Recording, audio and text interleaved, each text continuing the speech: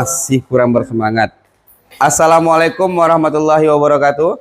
Waalaikumsalam warahmatullahi wabarakatuh. Apa kabar anak-anak Bapak semuanya? Baik ya. Sudah sarapan? Sudah. Coba siapa yang belum sarapan tadi pagi? Oke. Untuk hari berikutnya usahakan sebelum kita berangkat ke sekolah itu sarapan dulu ya nak? Ya. Baik. Nah, anak Bapak semuanya, hari ini Bapak akan memberikan sebuah materi yaitu terkait dengan potensi diri. Sebelum Bapak masuk kepada materi, sedikit cerita. Coba bayangkan bahwasanya hari ini kita berada di sebuah taman bunga. Di mana di dalam taman itu ada bunga anggrek, bunga mawar, bunga melati, dan rumput liar. Sudah? Mungkin kita melihat melati itu cantik, tapi mawar itu lebih cantik. Kita melihat bahwasanya anggrek itu mahal, tapi rumput liar itu lebih kuat dan kokoh. Jadi intinya adalah setiap kita itu memiliki potensi yang berbeda-beda dibandingkan dengan orang lain.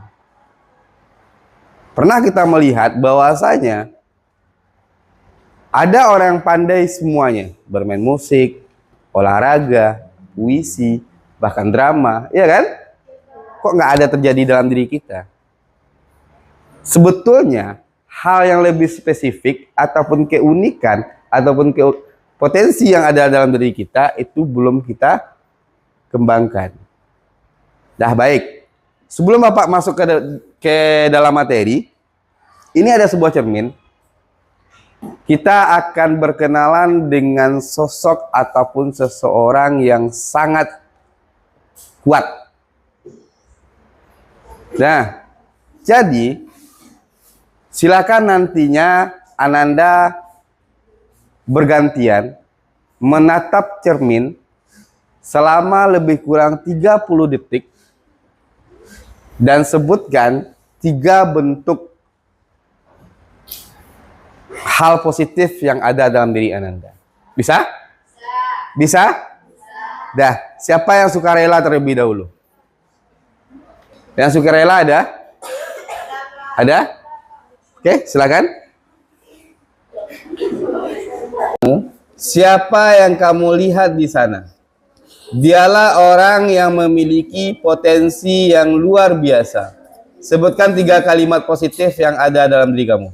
Saya bahagia, saya pasti sukses, saya akan menolong orang. Lihatlah matamu. Siapa yang kamu lihat di sana, dialah orang yang memiliki potensi yang luar biasa. Silakan sebutkan 3 kalimat positif yang ada dalam diri kamu. Saya pasti bisa melewati rintangan selanjutnya dan saya yakin saya bisa menolong banyak orang di masa depan dan saya harus berani ke masa depannya. Lihatlah matamu. Siapa yang kamu lihat di sana, dialah orang yang memiliki potensi yang luar biasa. Silakan sebutkan 3 kalimat positif yang ada dalam diri kamu. Saya bahagia, saya pasti kuat, saya dapat membahagiakan orang tua saya. Siapa yang kamu lihat di sana, dialah orang yang memiliki potensi yang luar biasa. Silakan sebutkan 3 kalimat positif yang ada dalam diri kamu. Saya mampu menerima dan mencintai diri saya sendiri. Saya bisa untuk menjadi lebih baik lagi dari sebelumnya. Dan saya bisa melewati hari-hari yang sulit di hidup saya. Oke. Dalam kegiatan ini Bapak menggunakan metode yang namanya itu metode ARKA, di mana kalian itu siswa Bapak ataupun murid Bapak itu kalian diminta aktif. Tadi adalah bentuk aktivitas yang dimana itu bentuk semacam aktivitas yang kita lakukan sebelum kita masuk ke dalam materi. Sekarang kegiatan selanjutnya adalah silakan kalian mengeluarkan buku kalian dan kalian di situ silakan kalian menuliskan ke dalam kertas hal yang paling saya banggakan dari diri saya apa? Yang kedua, potensi yang saya lihat dalam diri saya itu apa? Yang ketiga, potensi yang saya ingin kembangkan itu bagaimana? Bisa ya? Waktunya 5 menit cukup? Cukup ya? Ya. Potensi yang saya lihat dalam diri saya itu apa? Habis itu yang saya ingin kembangkan itu yang mana? Bapak rasa kalau kalian melihat punya teman itu sangat merugikan diri kalian sendiri karena tidak memunculkan potensi yang ada dalam diri kalian.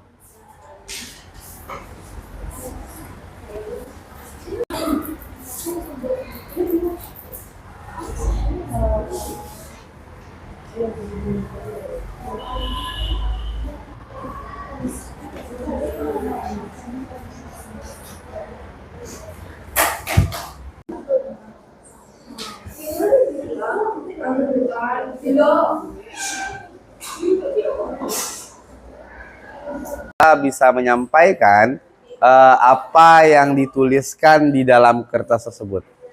Ada? Hal yang paling saya banggakan dari diri saya sendiri yaitu saya bangga sekali pada diri saya sendiri karena saya mampu melewati rintangan atau masalah hidup yang sangat rumit dan saya selalu ceria setiap hari. Potensi yang saya lihat pada diri saya sendiri yaitu saya bisa memasak walaupun sering makanan saya yang saya masak sering asin atau gosong. Saya juga suka membaca novel karena ketika saya membaca novel saya merasakan tenang dan damai pada diri saya. Potensi yang saya ingin kembangkan yaitu saya ingin mengembangkan hobi memasak saya karena saya ingin menjadi chef, jadi saya harus bisa memasak lebih baik daripada sebelumnya. Sekian, terima kasih. Oke, kita beri aplaus. Hal yang saya banggakan dari diri saya adalah saya bangga terhadap diri saya yang bisa melewati segala masalah dalam kehidupan. Dan saya juga bangga terhadap diri saya yang bisa mengontrol segala ucapan yang keluar dari mulut saya. Dan saya juga bangga karena saya bisa keluar dari zona nyaman saya yaitu introvert. Potensi yang saya lihat dalam diri saya yaitu saya melihat dari dalam diri saya yaitu saya bisa menggambar drama dan saya juga aktif di bidang akademik ataupun di bidang kuliner. Potensi yang ingin saya kembangkan ialah saya ingin mengembangkan diri saya di bidang kuliner hingga menjadi chef yang hebat dan di bidang akademik yaitu bisa menjadi guru terhadap masa yang akan datang, generasi yang akan datang. Oke, kita beri aplaus dulu. Sebagaimana yang telah kita lakukan ataupun yang dilakukan oleh teman-teman kita tadi, itu hanya menunjukkan wajah saja. Jadi tugas kita adalah untuk mengenali ataupun menggali ataupun melanjutkan potensi yang ada dalam diri kita. Sebagaimana tadi bahwasanya masing-masing kalian memiliki kelebihan yang berbeda-beda. Maka dari itu pun dari segi potensi kalian memiliki keunikan ataupun potensi yang berbeda-beda. Di dalam diri manusia ada beberapa hal ataupun kecerdasan yang perlu kita ketahui. Pertama, yaitu kecerdasan dari segi menyebutnya, dari kecerdasan kepribadian, di mana seseorang itu ada terbagi menjadi beberapa kepribadian. Dan ini nantinya akan dikembangkan ataupun akan dilanjutkan oleh Pak Boy sebagai guru BK kalian. Nah, yang kedua, tentang gaya belajar. Kita sebagai murid, kalian sebagai murid, harus mengetahui apa bentuk gaya belajar kalian. Apakah sudah melakukan sebelumnya? Sudah. Apakah sudah mengetahui sebelumnya? Sudah. Apakah sesuai dengan diri kalian? Sesuai? Ada yang sesuai, ada yang tidak ya. Dan yang ketiga yaitu berkaitan dengan karir.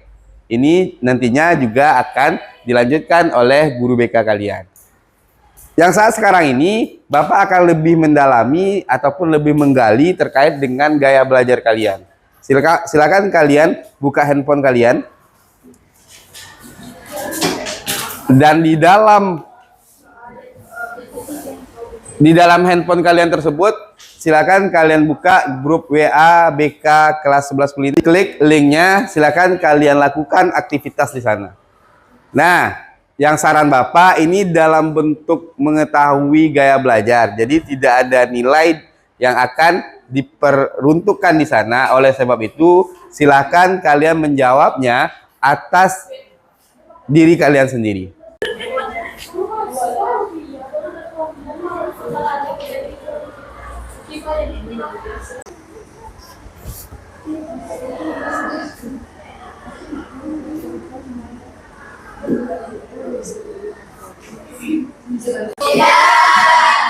Jadi masing-masing kita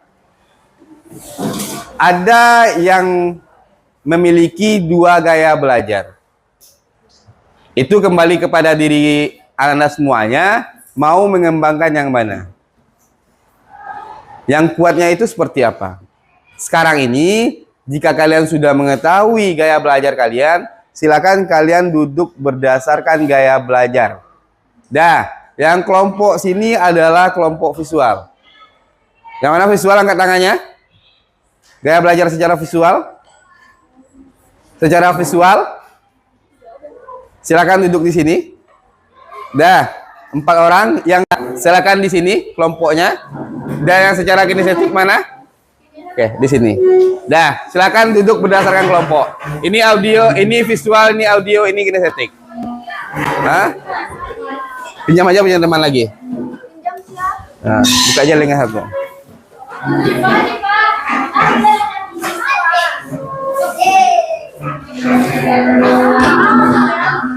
Nah, boleh bangkunya dibikin kayak kelompok aja ya, saling. Bisa? Yang dari audio, kelompok gaya belajar audio bisa? Nah, silakan. Kalau menurut Adel yang belajarnya tentang pendengaran, yaitu mereka belajar itu mendengar atau melihat juga bisa, tapi berdominan mendengar, lebih cepat menangkap gitu. Oke, terima kasih. Yang dari visual? Menurut saya belajar dengan metode visual yaitu belajarnya lebih cepat menangkap dengan cara yang menggambar atau dengan yang lebih berwarna, Pak. Baik, terima kasih. Jadi gaya belajar kinestetik ini adalah gaya belajar yang dilakukan dengan cara adanya sentuhan fisik ataupun langsung mempraktekkannya, seperti misalnya praktek ataupun hal-hal yang ada kegiatan sentuhan fisiknya. Dengan cara itu kinestetik ini akan lebih bisa menangkap pembelajaran yang telah diberikan. Oke, terima kasih. Tadi masing-masing kelompok telah menyebutkan bentuk gaya belajar sesuai dengan keadaan dirinya sendiri. Sekarang ini kita akan masuk ke dalam konsep namanya itu.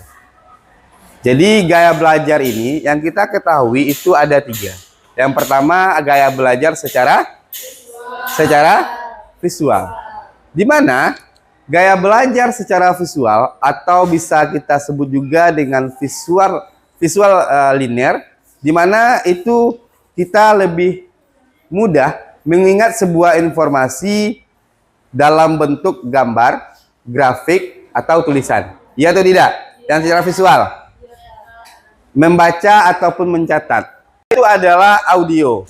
Di mana gaya belajar auditori atau auditory linear ini lebih cepat paham jika informasi itu disampaikan secara lisan.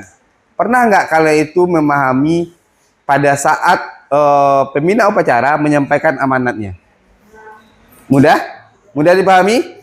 Pada saat Bapak Rahmat mungkin menginformasikan tentang tentang sholat ataupun tentang pembinaan ekskul.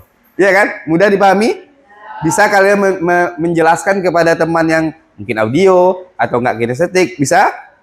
Bisa kan? Itulah ciri-ciri orang ataupun siswa yang gaya belajarnya itu secara audio. Lalu orang yang gaya belajarnya secara audio ini dia senang untuk berdiskusi. Senang nggak kalian?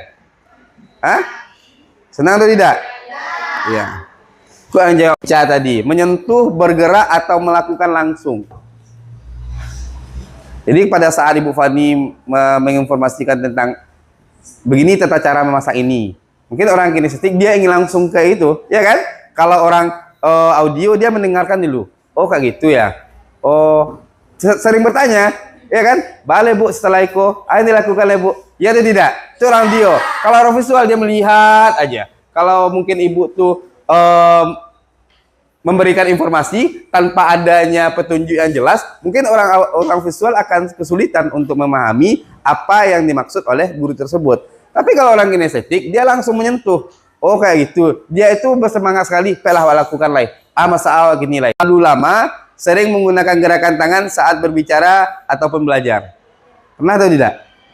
Jadi pada saat mungkin menerangkan ataupun mengulangi informasi yang diberikan oleh guru, orang kinestetik itu cenderung menggunakan tangan kayak gini. Ya, sesuai ya. Jadi strategi pembelajaran yang efektif untuk orang yang kinestetik itu pertama adalah permainan yang edukatif. Yang kedua simulasi. Nah, simulasi itu mungkin guru bisa, contohnya Bu Fani langsung mempraktekkan seperti ini gitu. Ya kan, itu yang disukai oleh anak yang memiliki gaya belajar secara kinestetik. Selanjutnya eksperimen pada yang namanya itu aplikasi. Di mana anak-anak Bapak semuanya sekarang ini telah duduk berdasarkan gaya belajarnya masing-masing. Nah, dari awal Bapak memberikan informasi tadi sampai dengan sekarang ini pasti ada materi yang Bapak berikan. Sekarang ini. Nah, silakan ini yang per kelompok ya. Yang secara visual nih, silakan kalian bikinkan mind mapping terkait dengan materi yang Bapak sampaikan. Pastilah orang visual mudah mengingatnya. Nah, kalau untuk auditori, silakan kalian di sini mendiskusikan apa yang Bapak sampaikan dari awal sampai dengan saat sekarang ini. Nah, jadi dalam bentuk hasilnya itu nantinya, pasti akan berbeda-beda. Orang auditori mungkin dia akan menampilkan bentuk mappingnya. Orang visual nantinya akan menampilkan dalam bentuk visualnya ataupun dalam bentuk mappingnya. Orang auditori berdasarkan hasil diskusi kami, kan itu lagi kan? Ya kan? Terkait dengan belajar itu ada seperti ini. Ya kan? Kalau begitu juga dengan orang kinestetik. Kinestetik ini mungkin memperagakan lagi. Ya kan? Mungkin orang visual itu seperti apa, orang auditori itu seperti apa, dan orang kinestetik itu seperti apa. Kalau Bapak rasa, kalau kalian setelah duduk berdasarkan gaya belajar kalian, itu sangat mudah untuk membuat sebuah tugas, baik itu pribadi ataupun kelompoknya. Bisa ya?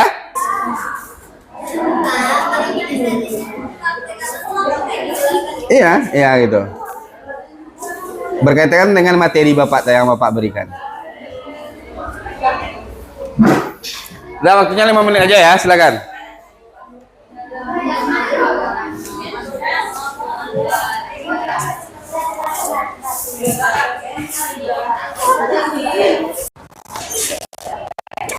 Oke.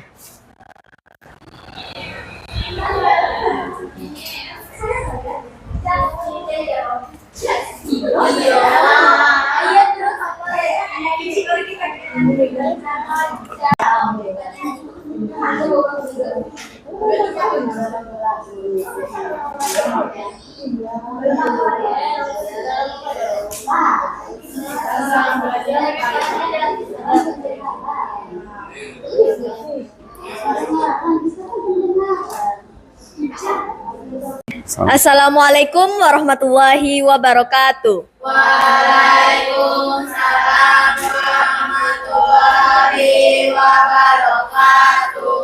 Baiklah, saya akan menyimpulkan dari pembelajaran kita yaitu tentang cara belajar. Yaitu yang pertama adalah visual. Visual itu adalah gaya belajar yang dengan cara melihat ataupun lebih memahami jika dia memiliki sebuah gambar. Contohnya seperti adanya mind mapping ataupun melihat video-video pembelajaran. Sedangkan cara belajar yang auditorio merupakan cara belajar yang lebih dominan kepada mendengar. Dia lebih cenderung menghafal dengan sekeras-keras mungkin ataupun mendengar penjelasan dari guru. Maka oleh karena itu dia akan lebih mengerti dengan apa yang pembelajaran yang telah diberikan. Sedangkan kinestetik adalah gaya belajar dengan cara langsung adanya sentuhan fisik ataupun gerakan-gerakan seperti gerakan tangan ataupun praktek secara langsung maupun eksperimen-eksperimen. Kinestetik ini cenderung lebih cepat bosan dan dia ingin melakukan sesuatu hal yang baru dan langsung mempraktekkannya. Assalamualaikum warahmatullahi wabarakatuh.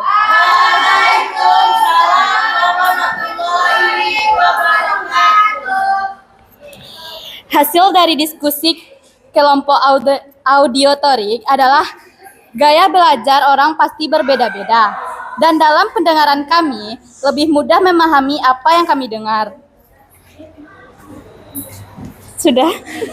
Assalamualaikum warahmatullahi wabarakatuh.